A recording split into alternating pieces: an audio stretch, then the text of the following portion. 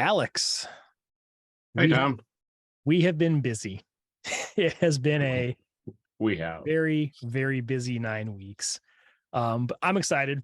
This weekend we are running a virtual CTF open to anybody in the world. I think it's going to be a really, really good time. I hope you're as excited as I am. I am excited. Like we've come a long way. We've done a lot of great stuff building up to this weekend. Yep. I think this is going to be our sixth CTF in 9 weeks. Yep, six So CTF in 9 weeks. So we are absolutely doing a lot of things. Some of these are behind the scenes as well, but yeah, we're doing a lot of things behind the scenes in order to benefit our community and benefit our CTFs and ultimately benefiting the missing persons and the missing persons problem. yep. So this is going to be a condensed version of our award-winning judge brief that we've done in the past. We've done these things live before. We've done them recorded. This is going to be a shorter version. So this is going to be a supplement to the information that we've already shared with you in the judge channel. So in the judge channel, we've shared the contestant briefing, the judge guide. We're going to be sharing a how-to of like how the platform works from a judge's perspective.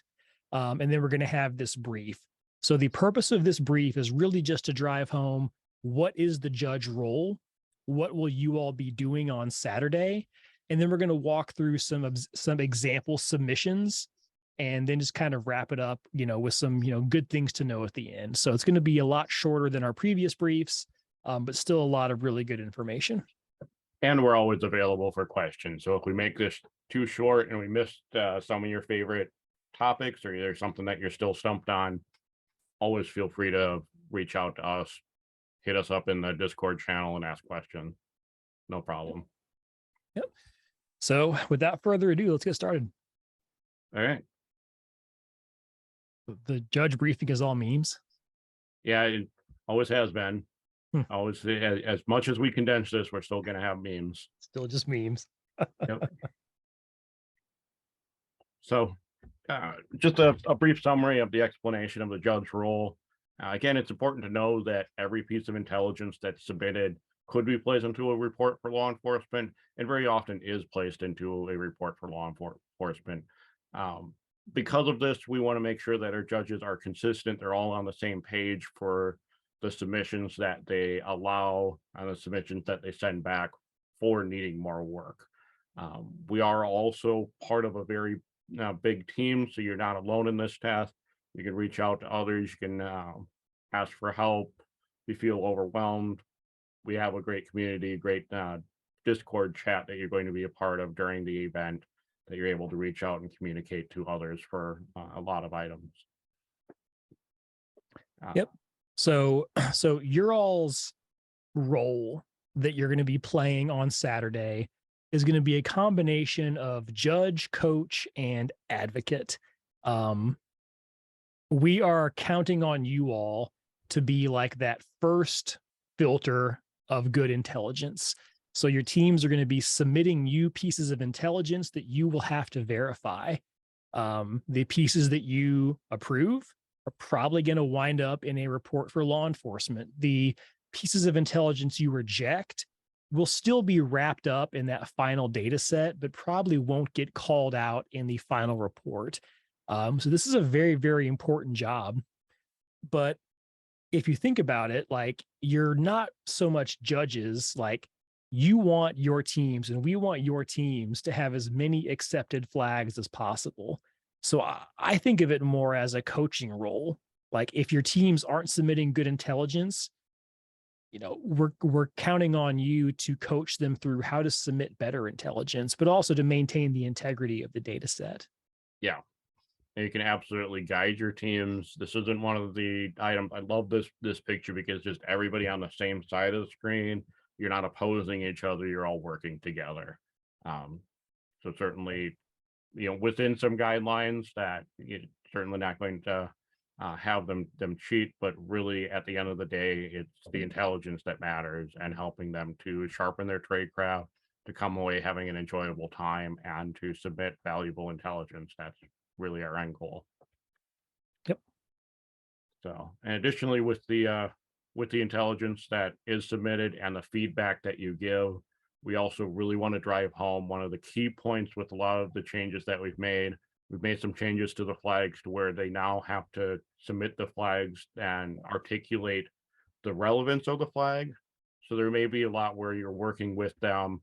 You may give feedback that their submission needs more work.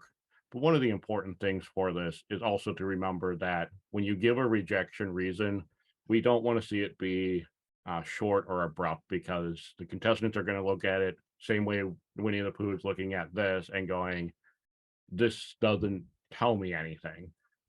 So help them out with some good feedback.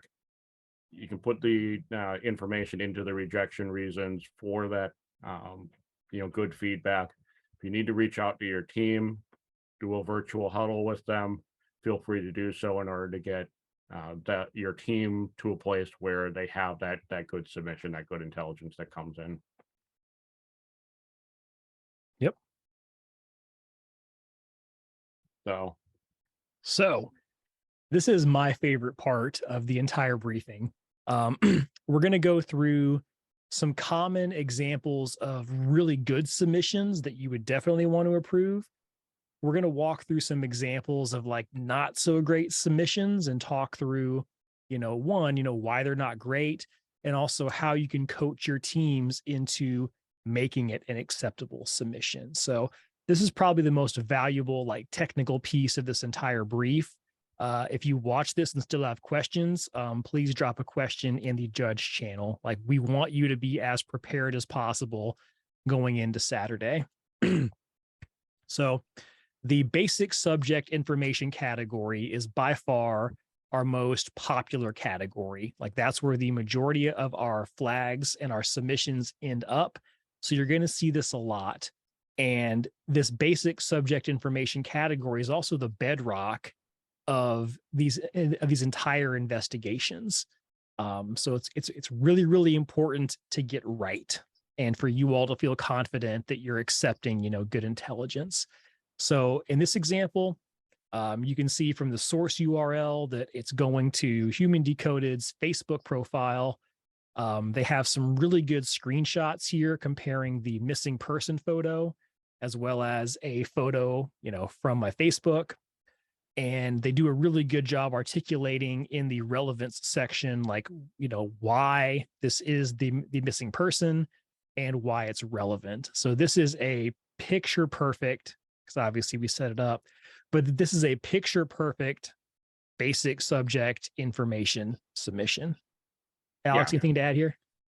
no, and this is also where it's valuable to to check the submitted the photo that comes in with the submission for the case information, because very often that image was taken from social media. So when a team does make that initial match, if they make a match to that photo from the case information, that's going to be the great starting point, and then they're able to sort of spawn a lot of things off of that.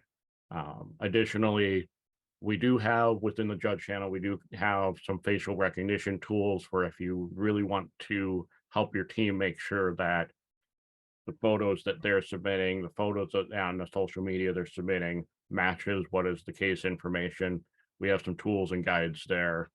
Feel free to take a look at those and dig into them further. Yep. So here's that exact same submission, but it's missing a few things. And I can't stress enough, like, how important, especially the very first flags that are going to start rolling into your feed, like how important those are. Like, take your time on these, because if you accept them, the team is going to start building out their entire investigation based off that acceptance. So it's okay to take your time. This is a timed event for submitting. It is not a timed event for judging. We will take as long as we need to verify the intel coming in. So don't feel like you're on a clock or there's a huge rush. In this submission, so it's the exact same URL. Okay, they're linking back to Human Decoded's Facebook profile. They didn't take a screenshot. Screenshots aren't required, but they're very, very useful for getting a point across. So no screenshot. Okay. Looking through their relevance and their supporting evidence, there's not a whole lot to go on here. Maybe as a judge, I can visit that URL and like just see what I see, but maybe I'm not immediately seeing what they're talking about. So this isn't a great submission. And just put yourself in the position of someone reading this report. How would you read this? Alex, how would you make this better? Yeah, I would make this better by encouraging the teams to get those screenshots. Like, feel free to go nuts with the screenshots. You can only submit one at a time, but you can have it collaged, you can have it highlighted, you can have, big red arrow pointing right towards that information, make it very clear. And I've seen in tons of judging and even working alongside law enforcement, being able to bring up a screenshot that just highlights and draws an arrow right to what the core issue is, that's going to help out immensely. And, with this one, with the interaction, being able to go right to the comment, if they say, they interacted with someone that was involved in their disappearance, to help your teams in order to be able to get that link direct to that comment and say, submit the screenshot, make sure you get right to that specific issue. That's going to help out the submission a lot. What we would look for with our judges and our teams. Yep.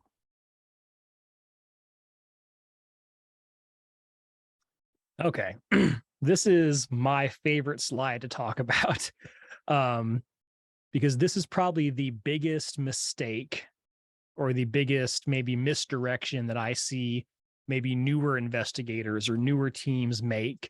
And it's something I see newer judges maybe not as confident to deal with. So I put this slide in here specifically. So all open source intelligence is going to depend on pivoting. It's going to depend on finding something out somewhere and feeling confident enough about that to move on to a different piece of information and then start connecting those dots and building your investigation out from there. It's very, very common to pivot off of handles. So if I'm human decoded pretty much everywhere, you might just, hey, I'm just going to find all the human decodeds on Etsy, on chess.com, on Pinterest, on, adult entertainment websites, on Facebook, on Twitter, GitHub. I'm going to find all the human decodeds. That's great that you're doing that, but you have to be able to confidently tie that back to our missing person. So in this example, I kind of got silly with it, but just randomwebsite.net/human decoded. This is meant to, demonstrate, okay, you found my handle on some random website. Okay, how do you prove that's the human decoded you're looking for? Is there a matching picture on the site? Did you link there from an already verified site? There's so many ways you can, correlate that and prove that sort of that chain that you pivoted on. This submission doesn't do that. They've just found the handle at some random website and said, I found human decodeds, whatever. That's not going to fly. We can't accept that. We need something stronger connecting this to our missing person. Alex, how would you improve this? Yeah, so I would improve this by, having them, if they do believe that this site, is human decoded, put that additional context around it, show if there's any sort of cross-reference to other posts that they've made, other information that they have, or if there was a chain of pivots that led you to this, then have them articulate that. Again, they can bring out multiple screens onto one window screen, take a screenshot of all of that, and add the arrows, detail how they got there. So if they do see that, okay, they might go to a website of, chessplayer.com/human decoded. How do you know that's them? If you're seeing things through other context, other Facebook posts that they say, hey, I really love playing chess, or maybe they even cross-post it to another social media platform saying, hey, here's my chessplayer.com, um, score or recent results, or hey, here's my ranking. You can have that and cross-reference that in order to say that even though their chessplayer.com site might not have a lot of information on them, cross-referencing that or showing how you got to that point would be valuable. Definitely. So don't be afraid to reject these flags. Yep. This is because if you think about it, if you accept this, then anywhere they pivot from there is also questionable. So you could wind up 3 hours into an investigation, and like half your investigation is now kind of built off maybe this kind of questionable pivot. So Yeah, where you dig through, and I've seen this with mine, that you can chase down my handles. You may find ones that you start digging into it and you go, oh, hey, wait a minute, this is a 23-year-old female from Texas. This is not the Baloo we know and love. So you want to make sure that you have it right the first time in order to not go down that rabbit hole. yep.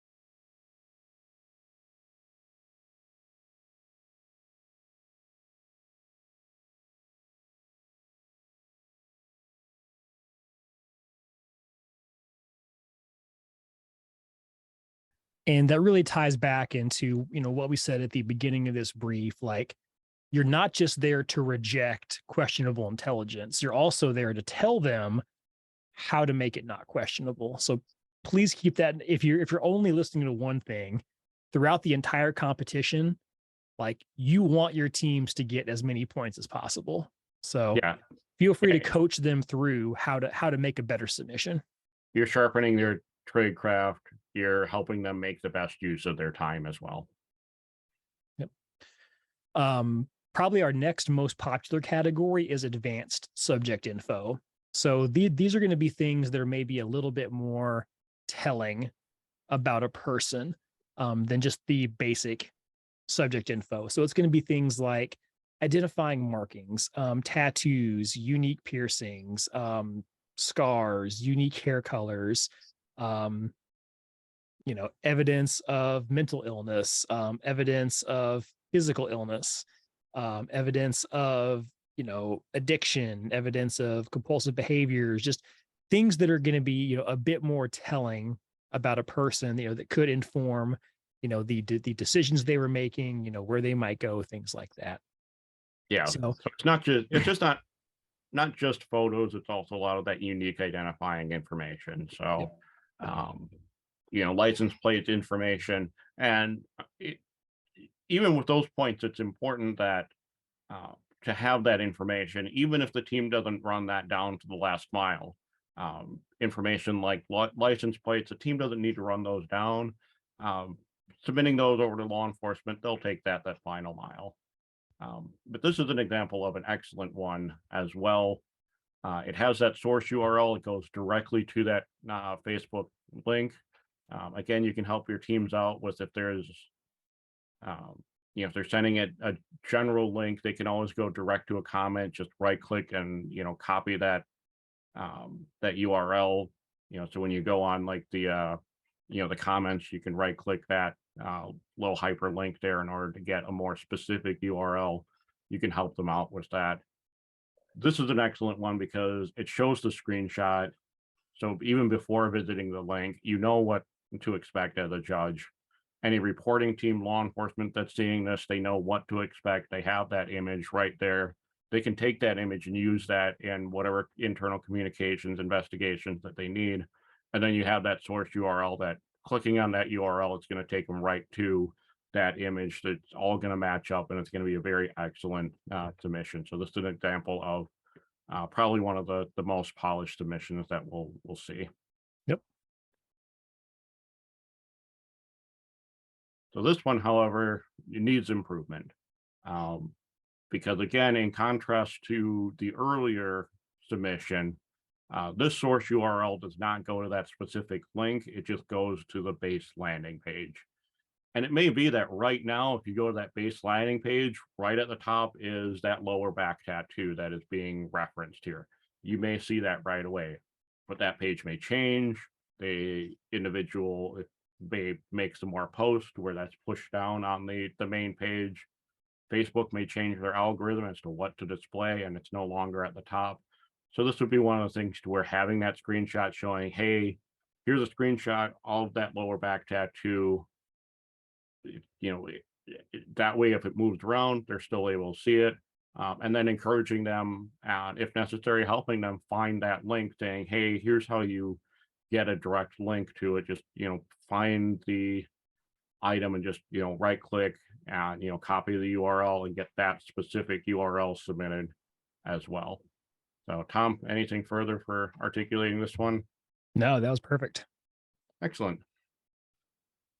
So I think now we talk about like when we've gone through and talked about making some excellent submissions, helping your team making excellent submissions, and we have an award that you as a judge will have a role in. We're basically finding the most valuable OSINT. So we have the 4 points there. It doesn't need to hit all 4 of these points. The more it hits, the better. To where it's highly actionable, unique OSINT technique used, the high level of difficulty to find, where you're looking at this, law enforcement may look at this and say, wow, how did they find that? And really the 4th point on there for the exceptional context and supporting evidence provided. I bring that 4th point up because that is very often the tiebreaker for pieces of intelligence that are submitted. Very often we see that that different teams find that same piece of information, just one of them articulated it with some exceptional context.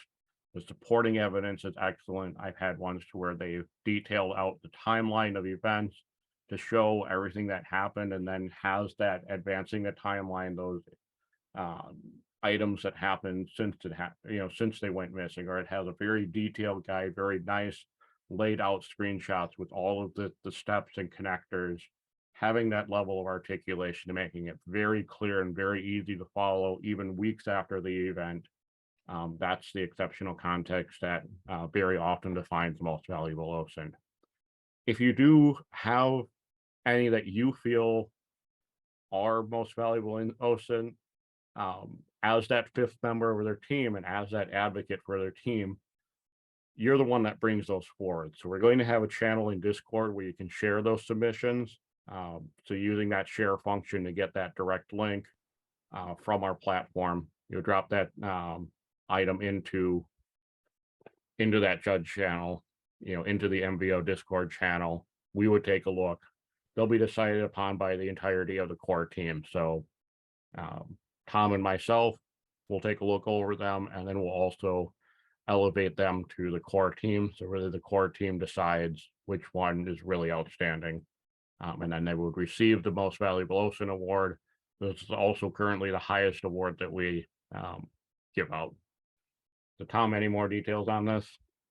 No, you did a great job of explaining it. I always like to call out that like we, the leadership team, and we, the organization, like we put the most prestige on this award. The top 3 teams, like points wise, will also be considered winners. They'll be acknowledged for how they placed in the competition. But the team that gets this award is typically the ones that I hold in the highest esteem. Yeah, and it is always fascinating to articulate these. I've had the opportunity to articulate most valuable OSINT to law enforcement, and they continue to be blown away, by the information that's submitted as a most valuable OSINT. They go, this is amazing, and we're doing some great work in getting those refined, and they deeply appreciate all of the entries that qualify for most valuable OSINT. Yep.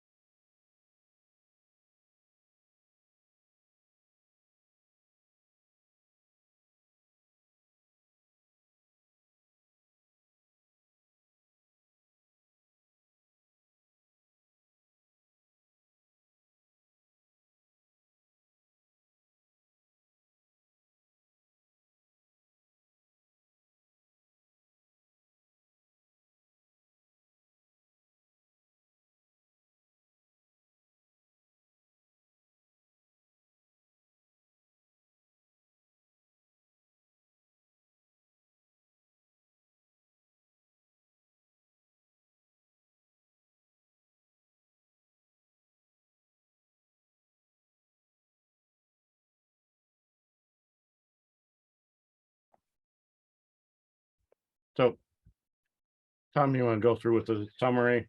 Yeah, and just to kind of like wrap up um where we're at. I'm gonna repeat a lot of things I've already said, but it's so important, it's worth repeating. Um, you are the gatekeepers of good intelligence. We are counting on you to help us build a better report for law enforcement. That being said, don't be afraid to engage with your teams. Inside the platform, they're going to see your username. So don't be shocked if they reach out to you via Discord to ask you about a rejection. Like I honestly encourage this. Um, it's going to be a lot easier to have that conversation than to try to have a conversation via rejections. Um, I definitely encourage that collaboration between judges and teams. If you're ever not sure about something, ask. Like the entire reason we have a judge channel is so you all can collaborate. You'll see this demonstrated in the YouTube video, but you can share links to submissions in the chat. So you could ask for second or even third opinions. Yep. So this entire experience is collaborative, even though we're all out there on the internet by ourselves. So, and again, putting that image in there for the second time, you're working with your team to get the best intelligence possible. If you need our assistance, we have fellow senior judges. We have people that have probably earned senior judge 5 or 6 competitions ago, and we love them. We appreciate them that they come in and they're still providing that that information, that insight that really helps out the entire judge community. I think with that, we have kind of like the final words here. It's like I always bring this up and share this both for the contestants and for the judges, is to remember that throughout this entire day, throughout the entire event, be excellent to each other and party on. If you only got one thing out of this presentation, Saturday is going to be insane. It's going to be intense. It's going to be a little bit stressful. It's going to be a lot of fun. It's going to be incredibly rewarding. It's going to be this roller coaster of things that you get to experience with 100 of your soon to be best friends. You're going to have a great time. We're going to ensure that everyone is behaving respectfully, that everyone is treating each other the way that we deserve to be treated. I think it's going to be awesome, and I'm looking forward to hanging out with all of you on Saturday. Yeah, it's going to be a great time, Tom. So, any final parting words, or we're just going to let Bill and Ted speak for themselves here? I think we always should let them Yeah. speak for us. All right, excellent. All right, I'll see you all on Saturday. See you on Saturday.